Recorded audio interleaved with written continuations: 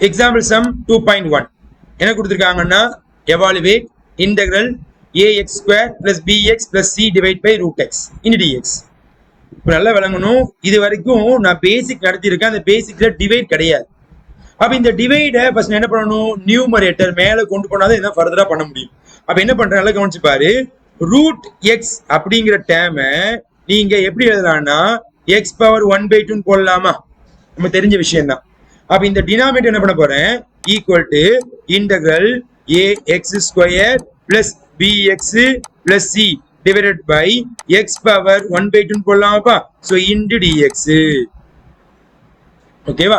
இப்போ என்ன பண்றேன், ஒரு டேம் கீழ இருக்கு sir. Example 1/a power m எழுதிக்கிறேன் சார். இந்த a power m வந்து நமக்கு மேல போச்சுன்னா a power -m தானே போகும். அப்போ இந்த 1/2 மேல போச்சுன்னா பவர்ல -1/2 போயிருமா. அப்ப equal to integral a x square plus b x plus c whole power into x power -1/2 into dx. கரெக்டா எழுதிருக்கேன் பாருப்பா. கீழே உள்ள x மேல கொண்டு போயிடு. இப்போ இந்த x பவர் 1/2 நேரா உள்ள கொண்டு மல்டிப்ளை பண்ணிடுவோமா, உள்ள கொண்டு மல்டிப்ளை பண்ணுவோமா. சோ உள்ள கொண்டு மல்டிப்ளை பண்ண சொல்ல இன்டெக்ரல் பாரு a தனியா இருக்கும், இதுவும் x இதுவும் x. அப்போ நமக்கு ஆல்ரெடி இன்டிஜர்ஸ் ஃபார்முலா என்ன ஃபார்முலானா a power m into a power n. So ரெண்டு பேஸுமே சேமா இருந்தா பவரை கூட்டலாமா. அப்ப a power m plus n.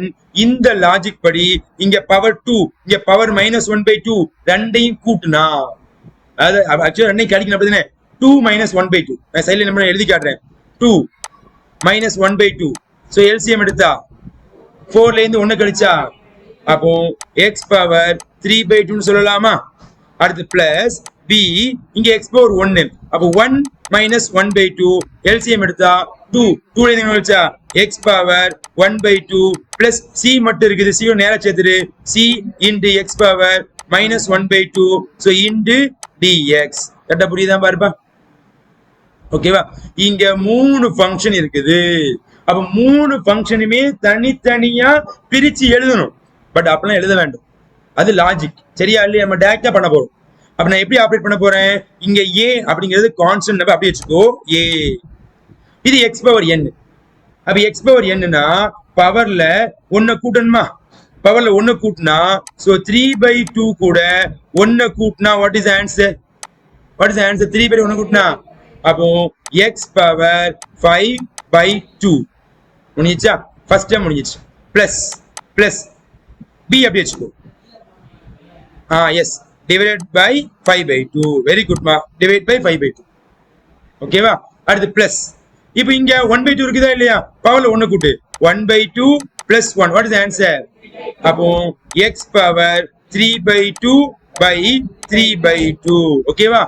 Plus c is a constant number. இங்க பவர்ல 1 கூட்டினா -1/2 plus 1. so take LCM. LCM எடுத்தீங்கன்னா 1/2. அப்ப x பவர் 1/2 by 1/2 கடைசி பிளஸ் கான்ஸ்டன்ட் டேர்ம் c வந்து எப்பவுமே கான்ஸ்டன்ட் டேர்ம் c வரும். இந்த c கிடையாது, இந்த c வேற இந்த c வேற. ஓகேவா? உனக்கு குழப்பமா இருக்குன்னா இது என்ன பண்ணிக்கோ, நீ c1 போட்டுக்கோ, தப்பு கிடையாது. வேற லெட்டர் கேன் போடலாம். சோ எதனாலும் போடலாமா, அது கான்ஸ்டன்ட் கண்டிப்பா நீ போடணும். சரியா? என்ன பண்ண c1 போடுறேன், ஆல்ரெடி c இருக்குல்ல.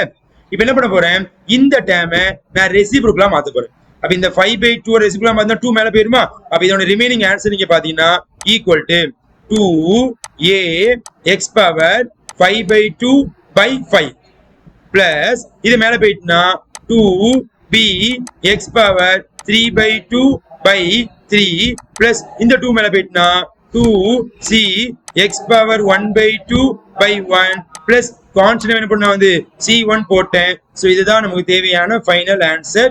செக் பண்ணிக்கங்க.